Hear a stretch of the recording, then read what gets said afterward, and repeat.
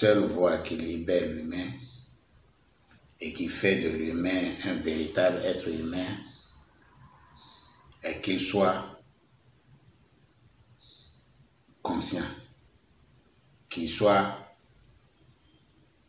conscient, qu'il vive chaque étape, chaque situation, chaque fait de sa vie de façon très très consciente. C'est ça d'autres cultures expliquent en disant que de vivre l'instant présent. Vivre l'instant présent, qu'est-ce que ça veut dire? Vivre l'instant présent, ça veut dire que d'être conscient en tout premier lieu de son dialogue intérieur, de prendre soin de son dialogue intérieur afin d'identifier et d'orienter comment doivent se dérouler les événements, les faits et les situations de sa vie. Deuxièmement, c'est d'être conscient de chaque action que nous menons. Donc, chaque action que nous menons, qu'est-ce qui le définit? L'action que nous menons, c'est-à-dire l'action que nous menons, et les mots que nous prononçons, qu'est-ce qui les définit? Leur soubassement, c'est quoi? C'est la peur, c'est la haine, c'est l'esprit de pauvreté, c'est l'esprit de manque, c'est la limitation. Voilà les choses que à chaque situation, à chaque acte que nous posons, voilà les questions intérieures que nous devons nous poser. Et c'est ça qui est vivre l'instant présent. L'instant présent veut dire être conscient de chaque acte, de chaque pensée et de chaque parole. Et de comprendre en pleine conscience ce qui les motive, voilà. Est-ce que c'est la peur qui motive une telle décision que je suis en train de prendre? Est-ce que c'est mes limitations qui motivent cette décision que je suis en train de prendre? Est-ce que c'est le manque, l'esprit de manque qui est en train de motiver cette décision que je suis en train de prendre?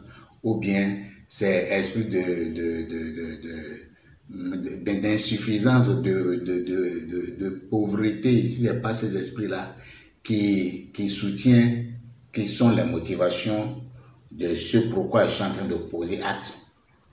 En prenant conscience de chacun de ces aspects, eh bien, l'humain trace lui-même son chemin, de façon qu'il va vivre la vie que lui-même veut, c'est cette vie-là qu'il va tracer. Pourquoi?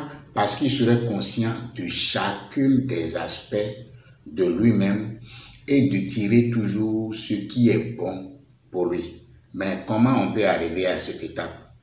On ne peut pas arriver à cette étape-là comme ça simplement, comme on dit, ok, par exemple, aller méditer.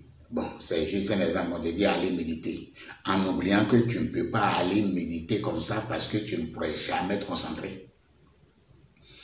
Que c'est des travaux que tu vas faire sur toi qui va te permettre de pouvoir avoir la disposition méditative en toi. Donc, les travaux que tu vas amener à faire sur toi-même prédisposent ton corps, ton mental et tout ton être à pouvoir méditer. Donc, que ce soit méditation, que ce soit être conscient chaque jour, conscient de chacune de ces actions, sont des choses qu'on ne peut pas les faire comme ça sans la préparation de ces corps. Je parle de ces corps, de corps physique, corps mental et corps énergétique. Mais pour arriver là, est-ce qu'on peut le faire comme ça? On ne peut pas le faire tant qu'il n'y a pas quelqu'un qui a fait le chemin, qui peut montrer la voie. Et c'est de ça que je vous parle toujours. Tous ceux qui suivent, tous ceux qui sont avec moi comprennent que on ne peut pas toucher le développement sans penser à son développement de son corps physique, sans passer au développement de son corps mental, sans passer au développement de son système énergétique. Donc, il faut forcément quelqu'un qui connaît ça, qui comprend ce chemin pour pouvoir montrer. Sinon ça, ce serait très difficile. Parce que la réalité est que quand vous êtes conscient, vous êtes pleinement conscient, vous vivez réellement l'instant présent. L'instant présent dans votre dialogue intérieur.